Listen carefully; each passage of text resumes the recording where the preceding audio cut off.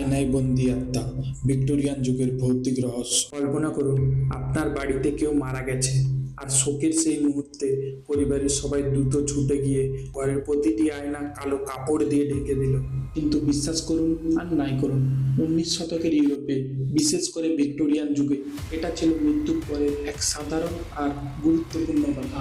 তাদের গভীর বিশ্বাস ছিল, যদি মৃত্যুর পর আয়না খোলা থাকে তবে সদ্য প্রয়াত ব্যক্তির আত্মা সেই আয়নার ভেতরে আটকে পড়ে যাবে।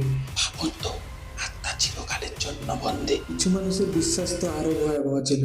এই বন্দি আত্মারা নাকি আয়না থেকে বেরিয়ে জীবিতদের ভয় দেখাতে পারে, এমনকি তাদের জীবনে নিয়ে আসতে পারে চরম দুর্ভাগ্য।